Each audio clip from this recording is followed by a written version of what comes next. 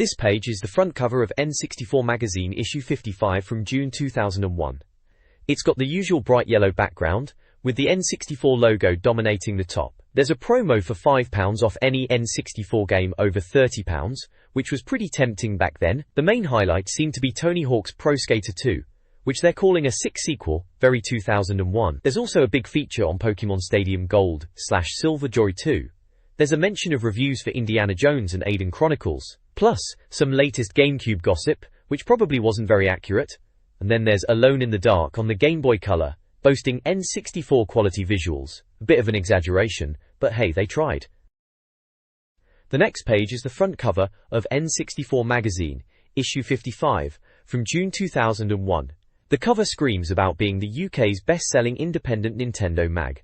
The main focus is on Pokemon Stadium Gold and Silver, which is getting a huge review. There's also mentions of Tony Hawk's Pro Skater 2, Game Boy Advance launch games, and a Destination GameCube feature, teasing some goodies from E3. A promotion is advertised where you can get £5 off an N64 game at games, and they highlight Alone in the Dark on the Game Boy Color. The editor at the time was Andrea Ball, with Mark Green as the deputy. It's all very nostalgic, reminding me of hunting for the latest issue to see what was new in the Nintendo world. The next page is the contents page for issue 55 of the magazine from June 2001. Planet 64 kicks things off with news, including Nintendo's GameCube delay, and a look at upcoming N64 games, including Sea-Doo Hydrocross, Power Pro Baseball 2001, and Derby Stallion 64. Then it's on to N64 Arena for UK releases and reviews, followed by a feature on Indiana Jones and the Infernal Machine, and Aiden Chronicles, the first mage. Import Arena covers the latest Japanese and American games, and there's a piece on Pokemon Stadium Gold/Silver. Regular features include a preview of the next issue and a tribute to Conker, and finally, there's a look at Alone in the Dark for the Game Boy. The next page is the contents page of N64 Magazine from June 2001. It features a look ahead to some big games. Tony Hawk's 2, which was always a popular choice and it was quite something to see it on the N64, and Pokemon Stadium Gold/Silver, finally getting the English language treatment. There's also a piece on Animal Forest, which we now know as Animal Crossing, a real oddity at the time, but it certainly found its audience later. Then we have a feature on Conker's Bad Fur Day, which was quite the departure for Rare, and a look at the Game Boy Advance. Finally, a preview of the next generation with Destination GameCube. The page numbers are also there for features like Club 64 Mailbox, Tips Extra, Game On, I'm the Best, Skill Club Millennium, Dr. Kit's Game Clinic, The Directory, and subscription information, plus a plane with Mario on it, As You Do. Dane Clinic. The next page shows a first look at upcoming N64 games, with Tony Hawk's Pro Skater 2 and Animal Forest being highlighted. Tony Hawk's 2 is featured with screenshots and an info burst, detailing its Activision development, 256 megabits cart size, 1 or 2 player capability, controller expansion and Rumble Pack support but no Transfer Pack support. The release date is anticipated for summer in the US and is to be announced for the UK and Japan, with anticipation ratings shown. The text suggests that the trick totals are improved from the original Tony Hawk's, offering more choices. This page is all about Tony Hawk's Pro Skater 2 on the N64, and blimey, were we excited for this one back in the day. The mag reckons it might even be better than the first, which was a big claim at the time. They're banging on about the career mode being more involved, with more stuff to unlock and challenges to complete. There's talk of new arenas, secret characters, including some web-slinging superhero, Cheeky, and even a skate park editor, which sounds pretty ambitious for the N64. They mention tricks and bonuses. It sounds like they are excited, mentioning, check it y'all. Ahem. There's also a few screenshots dotted about showing off some of the skating action. Check it y'all. The next page features a preview of Animal Forest for the N64, which later came to the West as Animal Crossing on the GameCube. The preview highlights the game's unique aspects, such as talking to animals, customizing your house, and engaging in activities like fishing and bug catching. There's mention of the game being from the mind of Shigeru Miyamoto, and the game's similarities to the Harvest Moon series. The infoburst confirms that the controller pack is compatible with Animal Forest, but not the expansion or Rumble packs. The anticipation rating is 5 red circles, so the reviewer was definitely keen. The next page is all about Animal Forest, or as we know it now, Animal Crossing. This preview from June 2001 gives us a look at what to expect from Shigsy's latest venture. It mentions the game's family-friendly appeal, with 4 save slots for mum, dad, and the kids. There are screenshots showing off the customization, characters, and some of the quirky dialogue. It also touches on the real-time aspect and Japanese-centric nature of the game. The reviewer jokes about the potential need to stay up all night to catch some of the rarer critters. Warrington Nolsa Kulbroots. This page is the Planet N64 news desk, which leads with the disappointing news of the GameCube delay. Seems like the US and Japan had to wait a bit longer, but thankfully the UK was still on track for spring 2002. They're blaming factory production issues, and it sounds like Miyamoto was burning the midnight oil to get things polished. It was also interesting to see they hired a former hacker for marketing, quite a sign of the times. There are jump links to the Pokemon Club and Pokemon New Goods and preview sections in the mag. The next page features a collection of news snippets under the Shortcuts banner. One item discusses using a Sony DVD player with a Game Boy Color emulator, enhancing the graphics of older Game Boy titles. Another mentions an April Fool's joke from Nintendo about an N64 MP3 player add-on with Mario in dreadlocks and Donkey Kong in a tutu. Sounds ridiculous, right? Finally, there's a report on Lila Ali and Jackie Frazier having a poker battle at a charity event, which is amusing to think about, and the news of a proper fight between them on the horizon. The main article talks about the Game Boy Advance launch and its initial popularity in Japan, with the system selling out quickly. There's also news about a limited supply in the US and a new milky pink color. Below that, an N64 auction alert promotes a clear-out of the N64 Magazine office, offering merchandise for charity via futureauctions.co.uk. They're flogging off all sorts of crazy stuff, like old NEZ posters and toys. Finally, there's a call to action to use the N64 Tips helpline, with a list of games they can provide help with, including Banjo-Tooie, Conker's Bad Fur Day, Zelda, Majora's Mask, Perfect Dark, T-Wine, Pokemon Puzzle League, Mario Party 2, Rush 2049, Zelda Ocarina of Time, and DK64. The next page kicks off with some industry news. Third-party developers Pelican Accessories are making stuff for the GameCube, which is neat. SNK, who did the Neo Geo Pocket, have gone bankrupt, which is a bit sad. There's some mention of Japan-only mobile phone gaming with adult phone services. Then there is the Conker's Bad Fur Day campaign. The game is teaming up with Playboy for multiplayer challenges, which seems a little wild. The main feature is about the Tokyo Game Show, where Nintendo showed off the Game Boy Advance. Games like Bomberman's Story, Camelot RPG Golden Sun, and Super Street Fighter 2 Revival were there. Game show. There's also a piece about Pokemon being banned in Saudi Arabia because it's supposedly detrimental to kids and against religious beliefs. Apparently some cards have symbols that fundamentalists don't like, such as the Star of David on Kadabra, and they think the card game is like gambling. This page, titled Celadon Times: The Second Coming, is all about the launch of Pokemon Gold and Silver in Europe. It details the elaborate events held in various cities like London, Paris, Hamburg and Madrid, complete with hovercrafts, trucks, and even a Johto figure reveal. Seems like Nintendo really went all out to celebrate the release back in June 2001. There's mention of Elekid as a mascot and some hype about the game's success in the US, plus a little jab at anyone who hasn't picked up their copy yet. This page is a roundup of new Pokemon merchandise, released in 2001. There's Pokemon, the first movie comics, a set of 2 from Viz Comics, where the reviewer notes that the images are directly taken from the animated film, giving it a slightly shoddy feel. Next up are Pokemon stickers, and Pokemon cartoon books, in a manga style, Rie, Bend. Then there are Pokemon videos Vols 5 and 6, and Pokemon, the movie 2000 on video. The reviewer reminisces about the queues in Bath City Centre to see Pika's new adventures. Finally, the Pokemon Game Boy Color, a special edition yellow handheld console with Pika and Pichu prancing around the edges. The reviewer questions spending money on it when the Game Boy Advance is just around the corner. At the bottom of the page there's a competition to win Pokebooks, asking who voices Ash in the Pokemon TV series and movies, with the options of Veronica Taylor, Roger Taylor, and Dennis Taylor. This page is all about Sea-Doo Hydrocross, a Wave Race 64-alike, coming to the N64. They're saying it's from Vatical, and it's being developed by Vicarious Visions, who made that Snowcross game. The reviewer sarcastically says it reuses that game's engine. The preview suggests you'll race across Venetian canals, Loch Ness, and even the sewers of Paris. It's currently out in the US. There's a little Q&A section which mentions 10 tracks and 8 licensed Sea-Doo jet skis. The info burst box lists that the cartridge size is 128 megabits, supports 14 players and rumble pack, but no expansion pack or transfer pack. Looks like they weren't too impressed with the game, giving it a mediocre anticipation rating. This page showcases a couple of upcoming titles for the N64.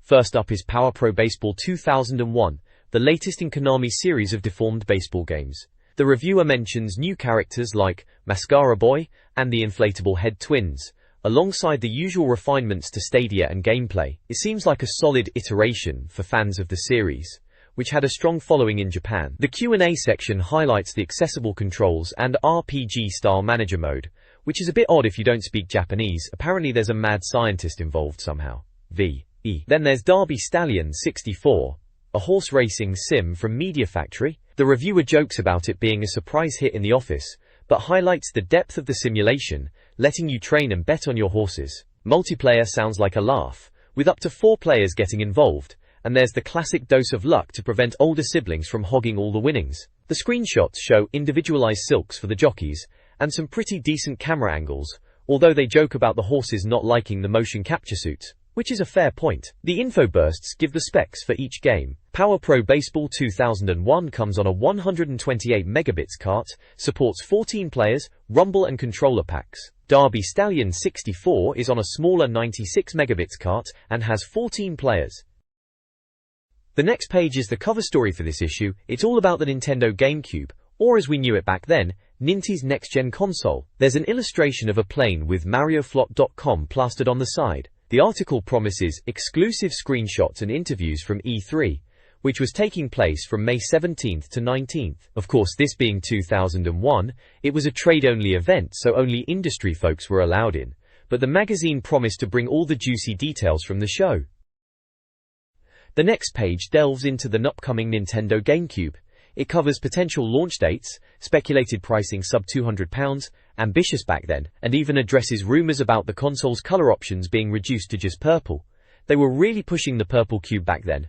The controller is discussed, focusing on ergonomic tweaks, and there's talk about Game Boy Advance connectivity and potential tie-ins with Pokemon games. Remember the link cable? Seemed like a good idea at the time. There's a Japanese whispers section, with rumors of a Conker sequel, Conker's Other Bad Day, cheeky and speculation about a dozen launch titles. George Harrison from Nintendo of America reckons we'd be seeing a whole bunch of games by Christmas. Plus, a mention of Sega potentially developing titles for the GameCube and a GameCube expansion pack that could upgrade RAM. There's also a graphic of Sonic DJing on a N64 turntable. Now that's a mashup I never saw coming.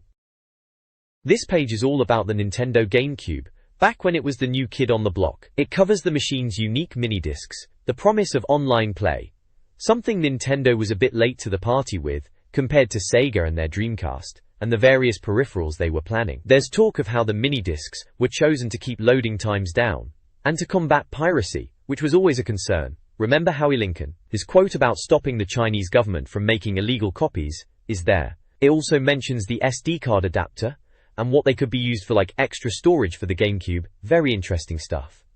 The main part of the page is dedicated to upcoming games for the GameCube, likely to be at E3. Metroid 5 is mentioned, from Retro Studios, which sounds like it might have had a troubled development, and also Luigi's Mansion, Dinosaur Planet, Eternal Darkness, Resident Evil 0, and 2 Human. Dinosaur Planet's the one that really sticks out. I remember the rumor it would be reskinned with Star Fox characters, which ultimately happened. Resident Evil 0, coming from the Nintendo 64, was the game with the zombies, which was pretty intense. This page, titled Destination GameCube, kicks off with The Movie Machine, which discusses how Panasonic, known as Matsushita in Japan, developed the mini DVDs for the GameCube. In return, Nintendo would allow them to manufacture their own GameCube that plays audio CDs and DVD movies, planned for launch after Nintendo's own GC, but at a higher price point. It asks if the DVD quality will beat the PlayStation 2. There's an image of a Panasonic DVD player of the time next to a GameCube controller, and DVD movies such as Ants and Nutty Professor 2, The Clumps. The People section talks about how the GameCube is marrying tremendous power with groundbreaking ease of development, attracting developers from Nintendo to Rare, Square, and Sega. Namco's Yasuhiko Asada even says the Xbox worries him, and he's looking to Nintendo more as a target machine. Roll VT focuses on games early in development, likely only in video form, This includes Zelda GC, where not to expect more than a video snippet at E3. There is Pokemon announcements being GB-related, but Nintendo reassuring that GC will feature Pikachu and company. Star Wars has LucasArts doing something in conjunction with Factor 5, but won't be playable. Mickey's Big Adventure is a rare project for a GameCube Mickey Mouse game for Christmas that year, expecting a glimpse at E3. RoboCop has screenshots already leaked, and Mario 128 inches is for another chance to see those 128 lil fellas chuck boxes. Other games are mentioned with Wave Race 2, with Nintendo asking gamers for their favorite Wave Race characters. Apparently, Ridge Racer 64 Helmer's NSTC are on it, with promises of watery effects. Then there's 1080 Degree 2, still only a rumor, but Excitebike 64 coders Leftfield have been working on something, and if GC arrives on time, it would be the perfect autumn/winter launch title. Tornado, Battle for Naboo programmers. Factor 5 started work on this next-gen update of classic shooter Turrican, and a cutscene of game hero Thor running across an exploding bridge was submitted to Nintendo for Spaceworld. Perfect Dark 2 discusses how Rare has already trademarked game names, and although Joe Dark herself appeared in a video snippet, a Rare designer revealed that Joanna would be nowhere in it. Finally, We're All Packed section excitedly anticipates filling the next issue with GC info and surprises from E3. This page is the front cover of N64 Planet Magazine, issue 30 from June 2001. It's all about the Game Boy Advance, or GBA, which was quite the hot ticket back then. The headline screams, "Advance Unveiled," and promises hands-on impressions of the best Japanese launch titles, and if I remember rightly, they were indeed rather good. There's a purple Game Boy Advance smack in the middle, showing off a screen full of various games. The cover also teases reviews of Alone in the Dark and Rainbow Islands on the Game Boy Color. Then there are some bullet points that highlight the magazine's contents. One is getting the lowdown on Sega's first Ninty-based effort, so something they did for Nintendo, plus reviews of Super Mario and F-Zero Advance, which were welcome as I remember. There's also a peek at the Game Boy Color's new Marvel games, and some exclusive shots of the US launch titles. Finally, there's a competition to win a GBA and 15 top games, which would have been amazing. The next page is Planet Game Boy's news section, kicking off with a welcome to Planet Game Boy. The editor, Geraint Evans, is excited about the Game Boy Advance, mentioning the joy of four-way GBA link-up. There's a brief mention of Alone in the Dark for the Game Boy Color, and a teaser for a big feature on Japanese GB Advance launch titles, Cheiji. The focus then shifts to upcoming Game Boy Advance games in America, namely the US launch titles for the Game Boy Advance. The first game discussed is Iridian 3D, which the reviewer notes looked promising in its early footage shown in a previous N64 Magazine, issue 52. Then there's Rayman Advance, described as a surprise sideways scrolling platformer. The final game mentioned is Tony Hawk's Pro Skater 2, which uses isometric versions of the PlayStation levels. The reviewer praises Vicarious Vision's control scheme. The article mentions that these three games, along with most of the US GBA lineup, should be ready for a June 22 UK launch. The article ends with a preview of Game Boy Music, a music creation software, as reported on page 11. It's described as a combination of a rhythm game, think Parappa the Rapper, or Beatmania, and music creation software. The package comes with a stereo cable and speaker.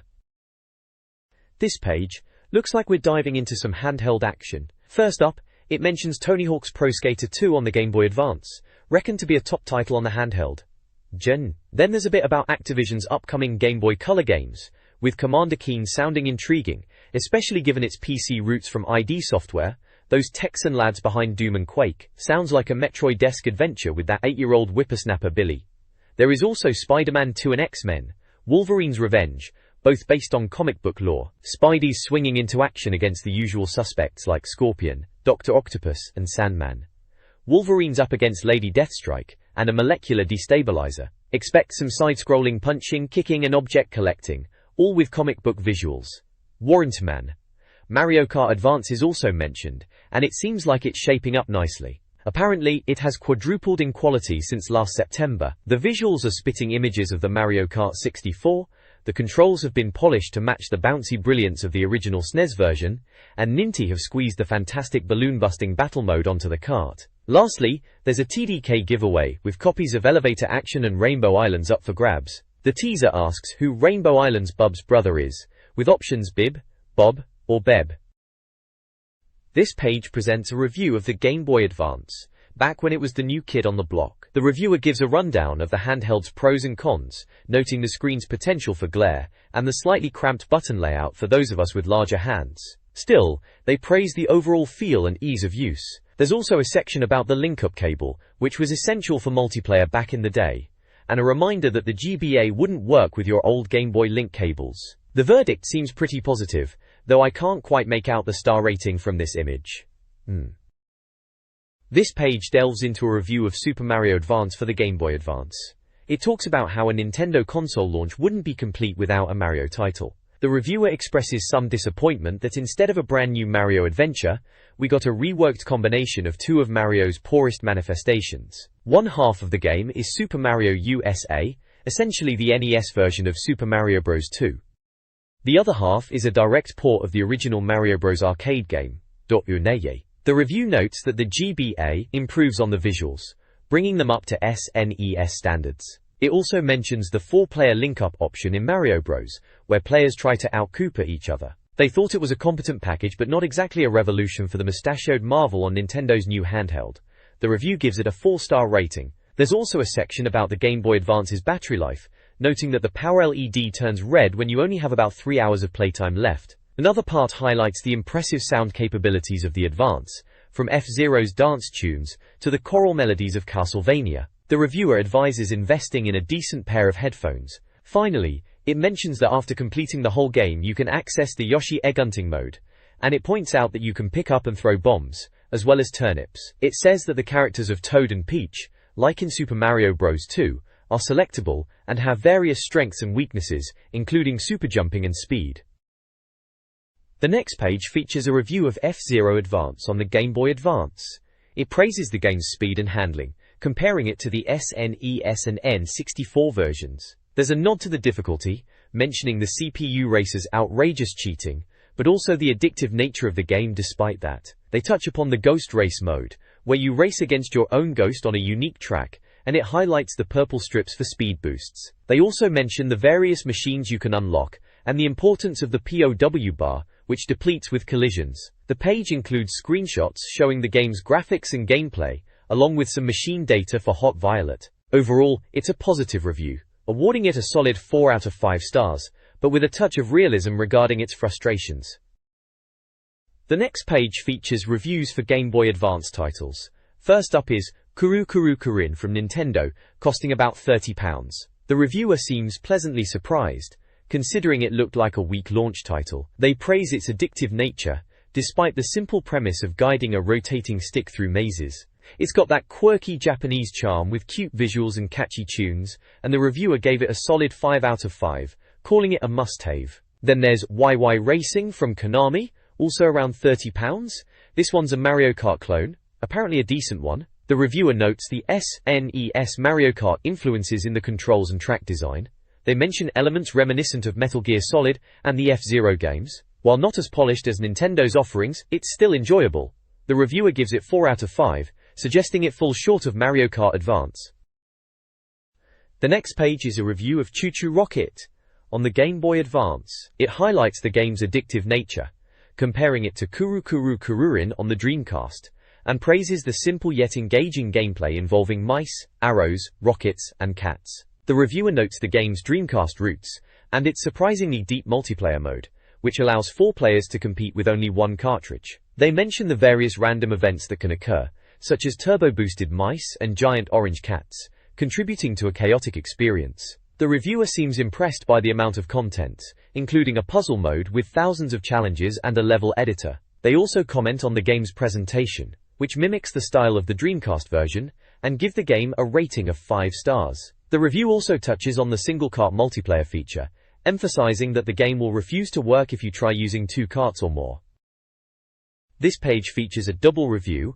First up, it's Advanced GTA for the Game Boy Advance, described as almost PlayStation-quality Gran Turismo-style graphics on the handheld. The reviewer seems pretty impressed, giving it a whopping 5 out of 5 stars, saying it's the thinking man's YY Racing. Then there's Castlevania, Circle of the Moon, also for the Game Boy Advance. This one gets a solid 4 out of 5, praised as a challenging and intelligent platformer, very much in the style of the SNES Super Castlevania IV. They mention the series will be in instantly familiar territory.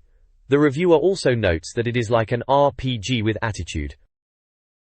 This page is a review spread in Planet GBA, featuring Napoleon and Mr. Driller 2. The Napoleon review discusses how the game blends real-time strategy with a slightly odd historical setting, throwing in ogres and yetis alongside the English as enemies. It also highlights the use of Japanese text in the game, giving it a score of 3 out of 5. It's interesting to see GBA try its hand at strategy titles. The Mr. Driller 2 review notes its challenging puzzle gameplay and the use of 50-style cartoon cutscenes.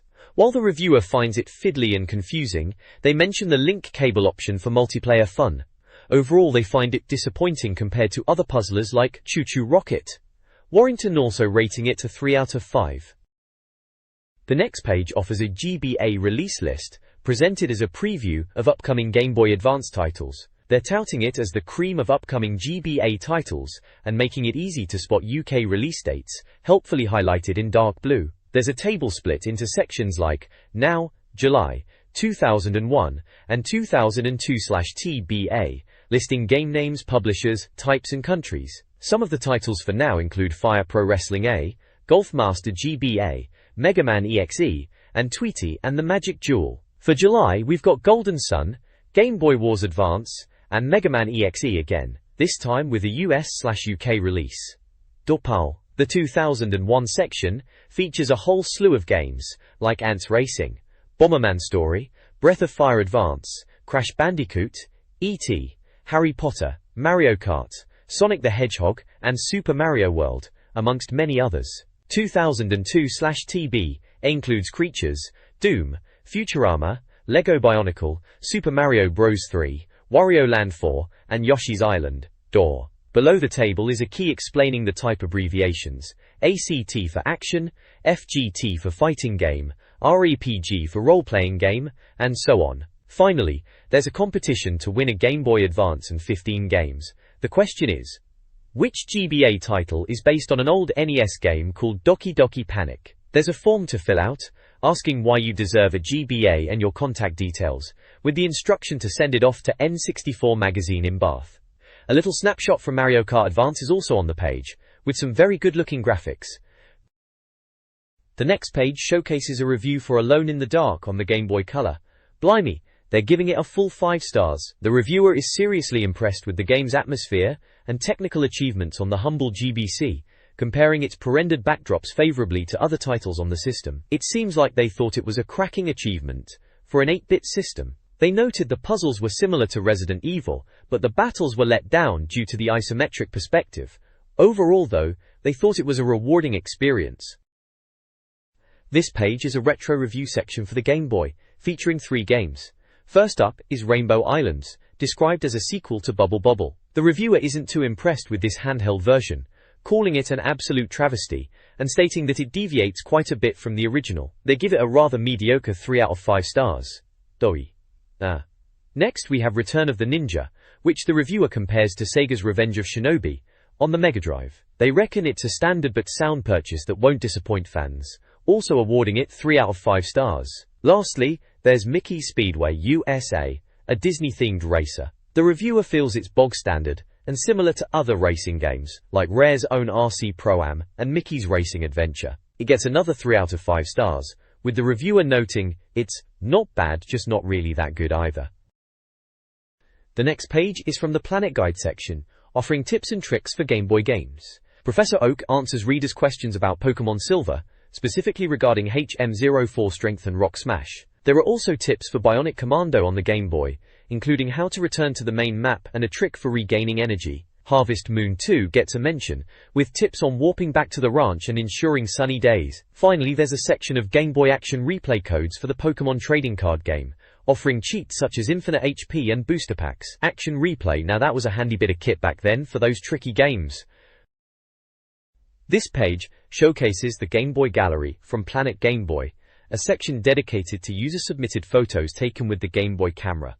It's a blast from the past, seeing the quirky, low-resolution images people sent in.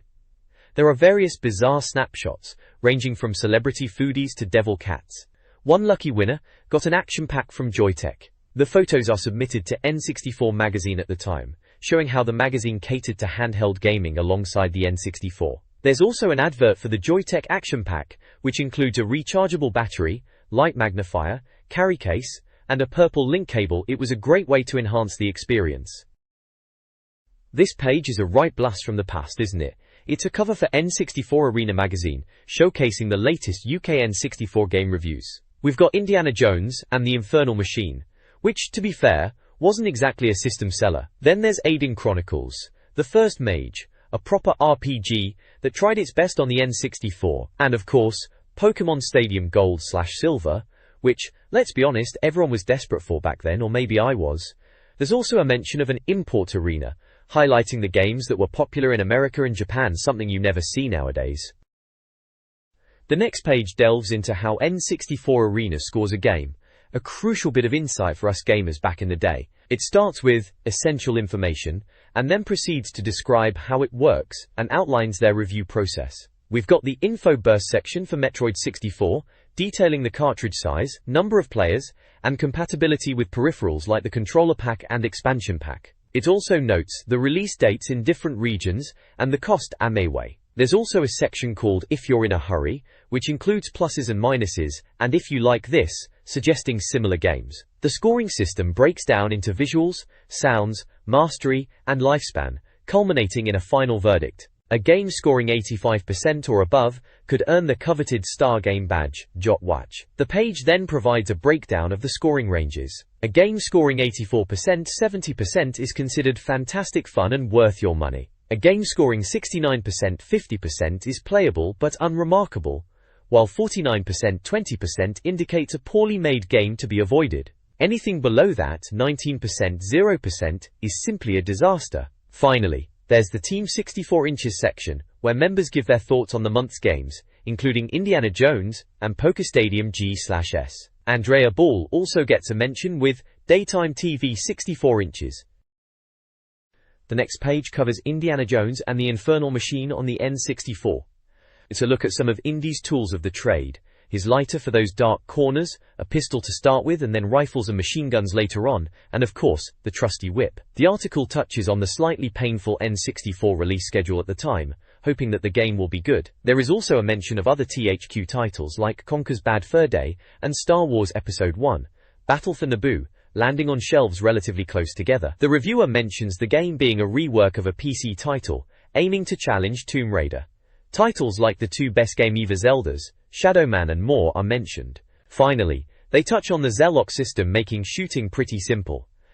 The next page features Indiana Jones and the Infernal Machine on the N64. It's got a section called Whitewater Wonder, showing Indy doing some whitewater rafting in a dinghy. Looks like our archaeology bloke is doing more than just crawling through dusty tombs here. The screenshots show Indy infiltrating a Russian sentry house, navigating rapids, finding a corpse with treasure, and trying not to puncture his dinghy on the rocks. Ah, good times. It cheekily suggests Tomb Raider should watch out, as Indy's the real deal.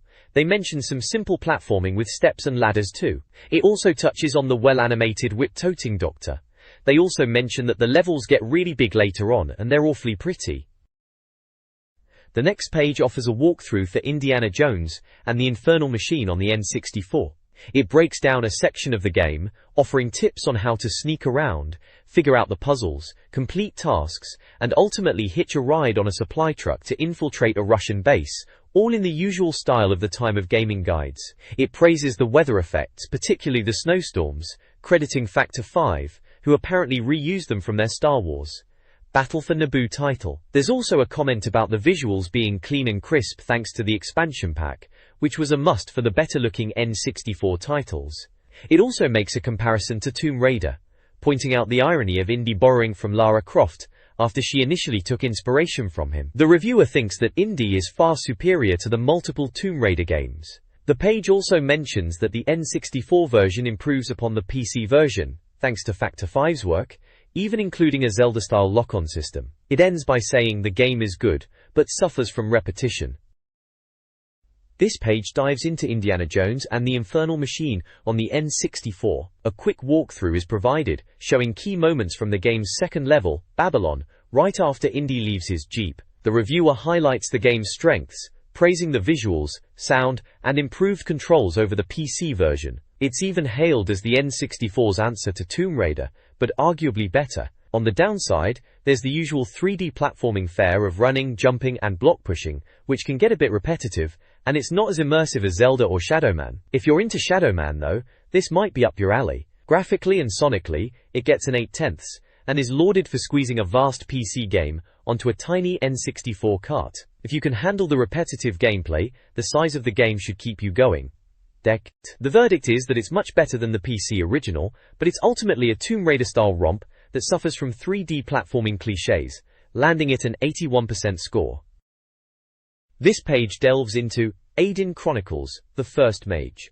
A snippet from a previous N64 issue is referenced. There's some snarky commentary about fogging issues despite using an expansion pack, and the reviewer isn't impressed with the hygiene options in the game. Few screenshots show gameplay, character inventories, and some rather unimpressive looking enemies. The info burst gives the game's vital stats, such as the 128 megabits cart size and the lack of rumble or transfer pack support. It seems like the reviewer wasn't blown away, calling it something you'll like, but not a lot. The All Favorites section seems to be sarcastically pointing out the game's reliance on typical RPG tropes. The next page features Aiden Chronicles, the First Mage, for the N64. It gives an overview of the game, introducing the main characters you can play with: Abrakan, Brenna, Raider and Alaron. The reviewer seems a bit unimpressed, mentioning the game has some good visuals but suffers from slow gameplay and some issues. They highlight the engaging plot and exploration. The game sees you trying to cure yourself of goblin poison. It also shows some screenshots of the game and some dialogue between the characters. It looks like it was going for a classic swords and sorcery feel, but maybe didn't quite hit the mark. This page showcases a feature on Aiden Chronicles, the First Mage for the N64. It's laid out in a how it works style, breaking down gameplay elements like exploration and combat, with screenshots to illustrate the points. The review itself is fairly critical, noting the game's ambition but also its flaws, like dodgy animation and a strange combat system. The reviewer also mentions the fogging effects, something we were all too familiar with on the N64 back in the day. They give it a 60% score, saying it's only for hardcore RPG fans. There's also a pluses and minuses box, highlighting the game's traditional RPG elements and long playtime, but also its wandering around and animation issues. If you like this section recommends Hybrid Heaven. This page showcases the import arena, focusing on Pokemon Stadium Gold/Silver on the Nintendo 64. The reviews are for games only released in Japan or America, leveraging the N64's independence from regional lockouts. The feature introduces the new Dark and Steel Pokemon types, highlighting how they shake up the established balance. The review mentions specific Pokemon like Houndoom, Houndour, Murkrow, Tyranitar, Steelix, Forretress, Scizor and Charmery. The reviewer sarcastically comments on how the new types will affect gameplay. There's also a Passport-compatible logo, indicating that the game can be played on UK machines with a converter cartridge. The next page is all about Pokemon Stadium Gold and Silver on the N64. It boasts about how the game surpasses its predecessor, with polished menus, tweaked resolution, and supposedly gorgeous Pokemon, now all 251 of them. The reviewer talks about special lighting effects, and how battles themselves are more exciting. They mention rare Pokemon rewards for completing certain cups, such as a far-fetched with Baton Pass. What a prize, eh? There are some screenshots of battles, trivia questions, and menus. They even joke about projectile vomiting on your N64. Ah, memories. This page is a feature on Pokemon Stadium 2 for the Nintendo 64. It highlights the various areas within White City, the game's central hub. Stadium mode allows entry into cups like the Little Cup, Poké Cup, Prime Cup, and Challenge Cup. There's a selection of minigames from the original Stadium with a 4-player option. Free Battle mode is where you can pit your team against friends. Kennels at Kennels. Gym Castle lets you battle gym leaders from Pokemon Gold and Silver. Back to School, or the Pokemon Academy, lets you attend classes or test your Pokemon knowledge.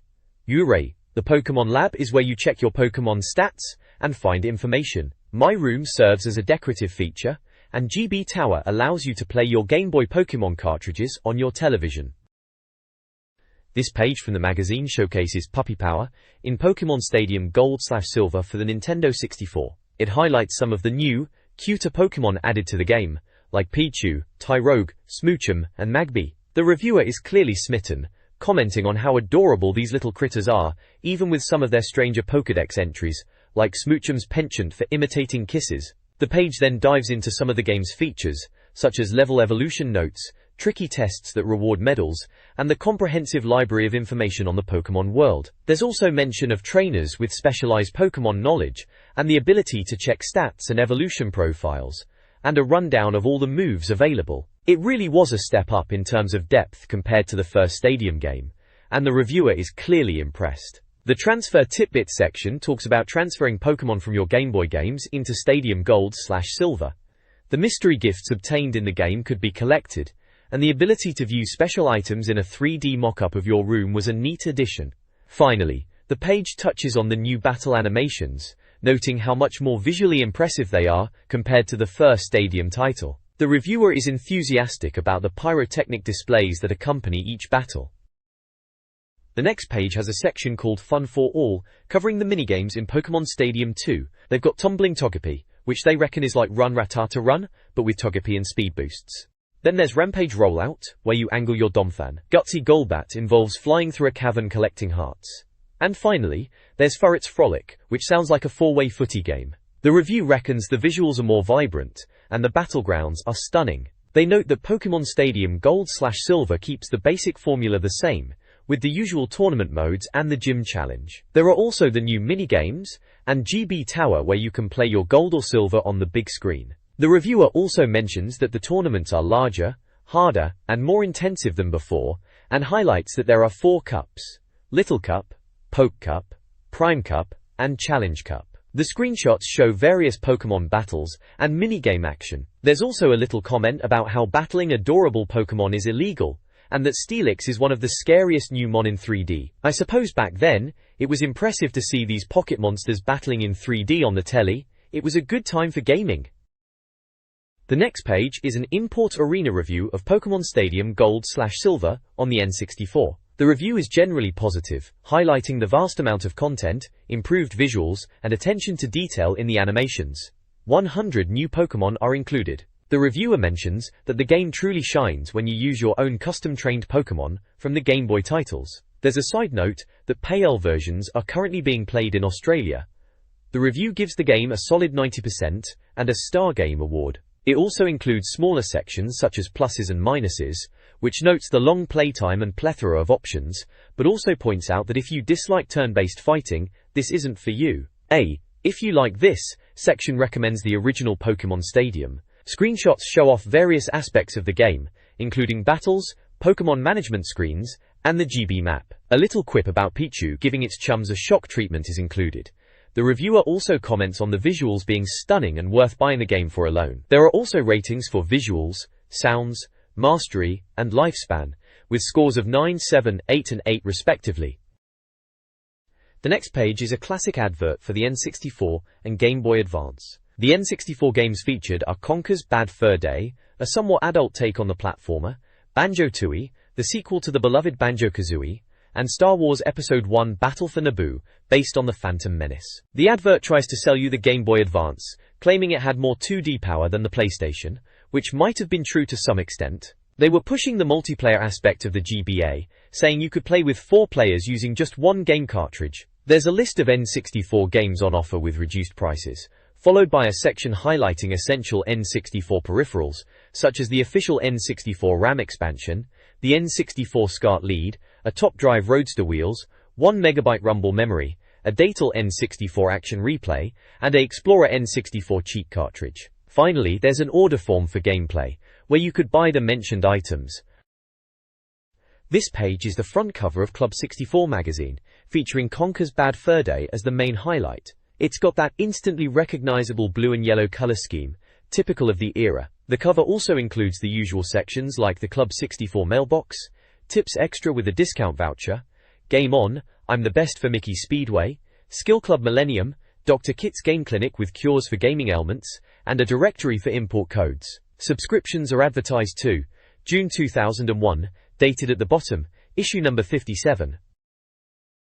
The next page features the Club 64 mailbox, showcasing reader letters and corrections. One reader shares their recreation of a BP Zelda classic ringtone for Nokia phones, inspiring a ringtone competition. Another points out errors in the Majora's Mask how-to, correcting details about the bomb shop owner and enemy names. Other corrections address Pokémon Micro playset monsters and confusion between the SNES and Game Boy versions of Zelda, Link's Awakening. One reader recounts a memorable TYNE scenario, sparking a humorous reaction. Another notes the resemblance of a Harpic Power Foam advert to a Perfect Dark cutscene. A reader comments on the amount of windmills in N64 games. There is a correction regarding Sonic the Hedgehog's gesture in a Game Boy camera picture. The next page is the Club 64 mailbox, featuring letters from readers. First off, someone spotted windmills in N64 games and wants to know if anyone else has noticed.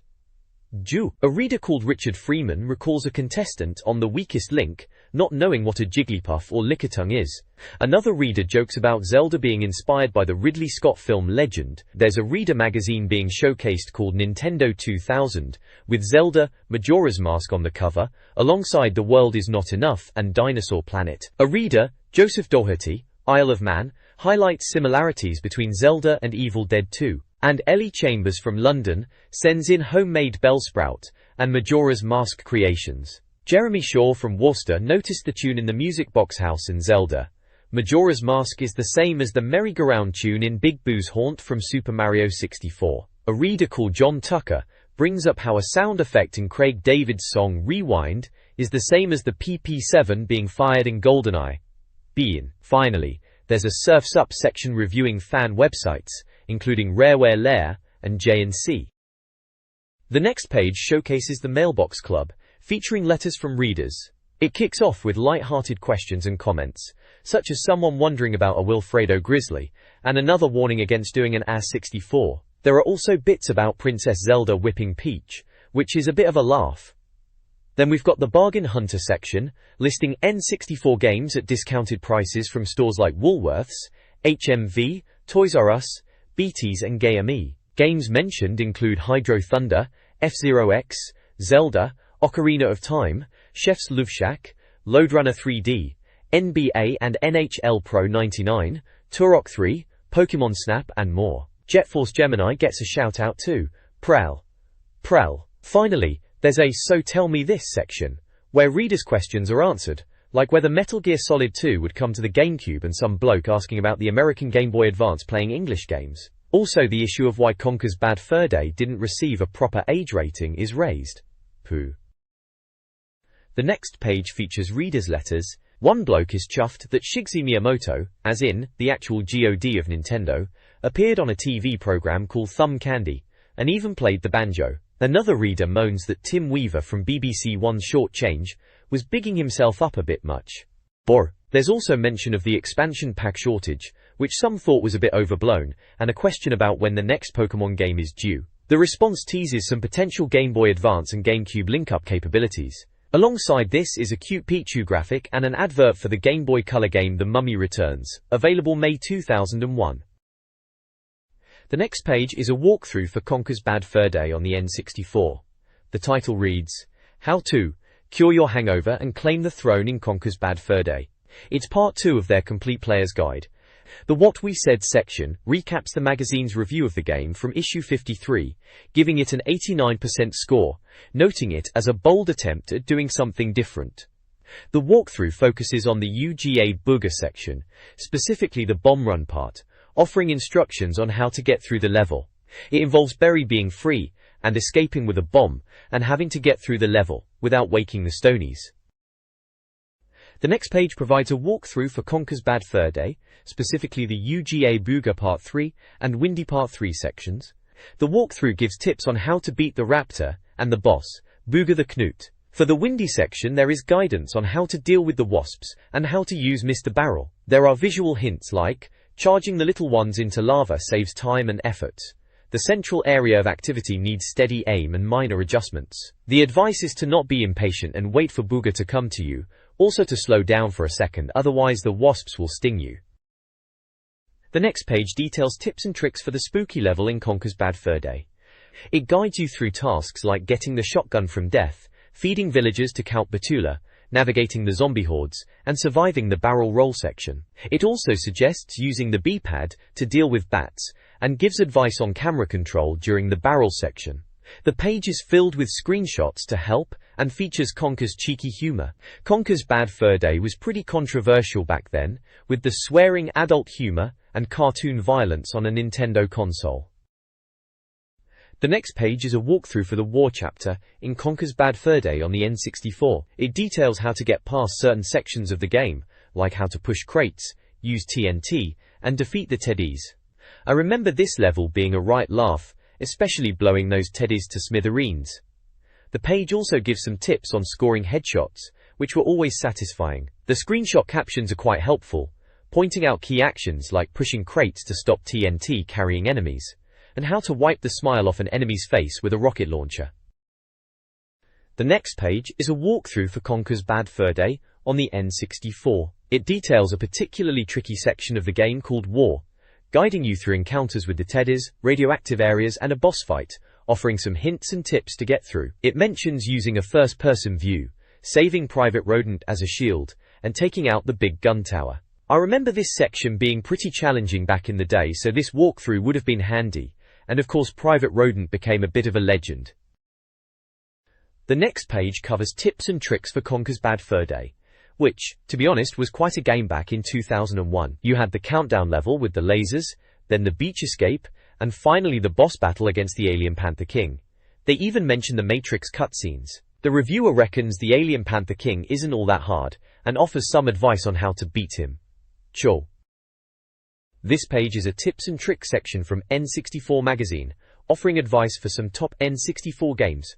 Conker's Bad Fur Day gets a look in with cheat codes for unlocking extra deathmatch characters, such as Caveman, Conker, Neo Conker, and Greg the Grim Reaper, alongside a cheat for 50 lives. The article also makes a cheeky nod to players trying rude words in the cheat menu, something we all did, didn't we? Banjo-Tooie features, highlighting the mysterious signs in Jiggy Wiggy's temple, with a tip on how to find the hidden room to decipher them. There's also a mention of a character parade, unlocked either by collecting all 90 Jiggies or using a cheat obtained from Grunty's fortune teller tent. The World Is Not Enough has some character type info, listing various characters and their attributes in the game. Good characters include Bond, Christmas Jones, Valentine, Moneypenny, Robinson, M, Robert King. Evil characters feature Davidov, Lachey's, Gabor, Bullion, Cigar Girl, Electra King, Renard. Team player Bond, Gabor, Davidov, Robinson, M. Renard, Electra King and Cigar Girl are listed as assassins. Christmas Jones, Bullion, Lachey's, Moneypenny are collector characters. Normal characters are Robert King and Valentine. Finally, there's a guide for completing Sakon's hideout in Zelda, Majora's Mask, a tricky quest due to the limited time you get. The guide details how to position yourself and the blocks on the blue switches, as well as a tip for the third room involving pushing the north block west and the middle one north to reach a blue switch. Whoa. This page is a collection of tips and tricks for various N64 games. First up we have Star Wars Battle for Naboo, with a tip on how to unlock platinum medals, which then gives access to beefed up vehicles. Guerrier. Then there's Scooby-Doo Classic Creep Capers, with advice on how to get through the Snowman Disguise section, and a tip about dodging the Tiki Man on the beach. Next we have Pokemon Stadium, with a tip on how to trade Pokemon between generations. Warrington Matey. Mario Tennis gets a mention for unlocking the Piranha Court by getting a perfect 50-50 score, a court with a few quirks, and a piranha plant on the court. Pokemon Puzzle League offers advice on dealing with Jigglypuff in the Spa Service round. Turok. Rage Wars has tips on unlocking boss characters in multiplayer by completing trials. Finally, there's a section with cheat codes for Excitebike 64, including big and small heads, stunt bonus, mirror mode, unlocking all tricks and stunts, debug mode, invincibility, and a mower mode. I remember trying to get the mower mode to work. Newser.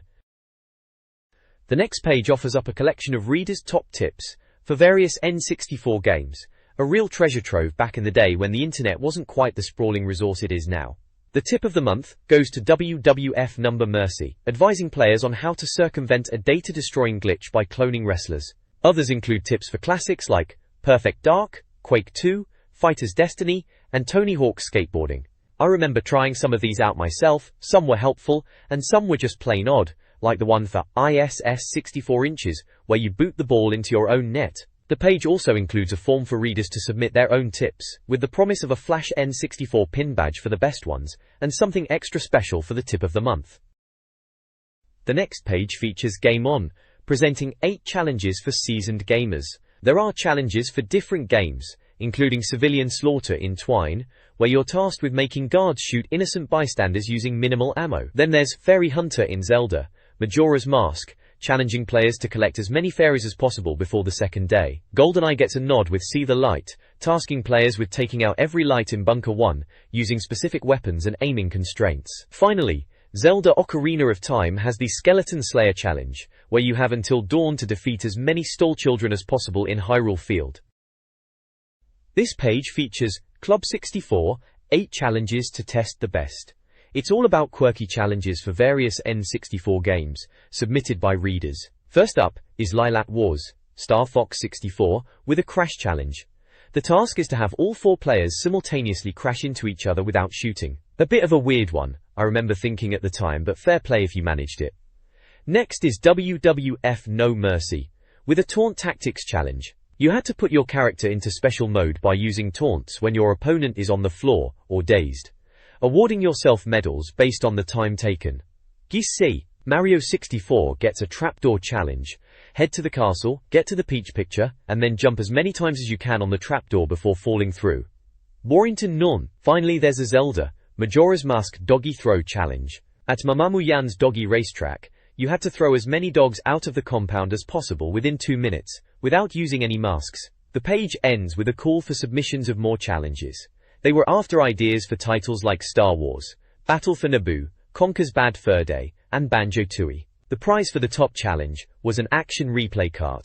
Remember those? A right cheats device they were. Nors.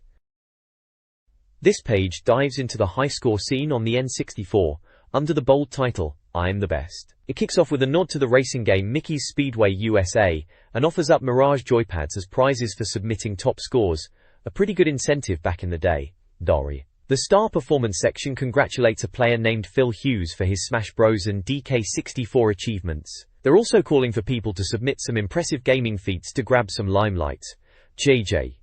A new high score is noted for Mickey's Speedway USA, from Jonathan Mace. This month's score to beat focuses on Banjo-Tooie, calling on players to beat specific scores in the Balloon Burst and Mini-Sub minigames to win a Mirage joypad, and I chuckle at the light jab at Stephen Allen's paltry scores. Then there's a section for new leagues, calling for submissions for fastest level times on Battle for Naboo, and high scores in Banjo-Tooie's minigames. The World Is Not Enough highlights the best agent mode times, while Track and Field lists the best times and distances in various events. There's a list of names, cities, and scores for the following events: 100m-110m hurdles, triple jump, hammer, 100 meters freestyle, 100 meters breaststroke, horizontal bar, trap shooting and championship.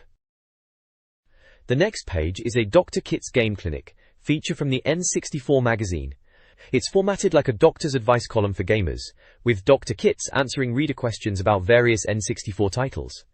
Questions include how to get the stone mask in Majora's Mask, how to unlock extra content in WWF No Mercy, and how to get the duel level in Perfect Dark. Dr. Kit's also answers queries about GoldenEye 007 and Hercules, the legendary journeys. There are screenshots from each of the games mentioned, and the overall tone is sarcastic and humorous. It's a fun, nostalgic look back at some of the common gaming problems we faced at the time. There's also an advert for readers to send in their questions to Dr. Kit's.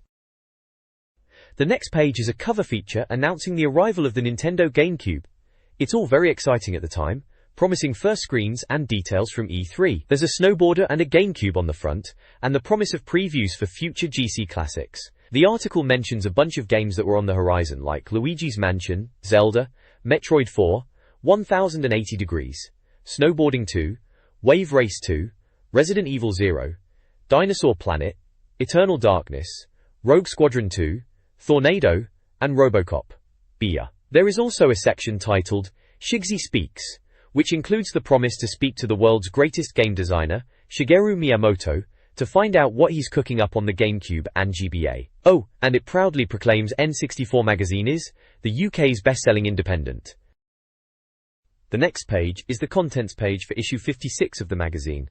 Indiana Jones is the cover star, with a guide to solving every puzzle in his latest adventure. Inside there are reviews of Excite Bike 64, Dr. Mario 64 and Animal Forest, as well as first looks at Tony Hawk's Pro Skater 2, Sea-Doo Hydrocross and Echo Delta. There is also a double game guide and a look at what's coming to Planet Game Boy, with Pokémon Puzzle League, Zelda Oracle of Ages, Mario Kart Advance and Tony Hawk's Pro Skater 2 all featured. Finally, there is a cut-out form to reserve a copy of the next issue. Gay. This page showcases an ad for a Conker commemorative plate, supposedly crafted by N64 Commemorative Plates Company Limited. It's quite tongue-in-cheek, claiming the plates are made by underpaid sweatshop workers and chimpanzees with laser-tooled pointy sticks.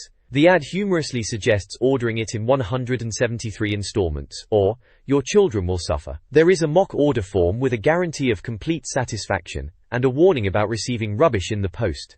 The whole thing is dripping in sarcasm.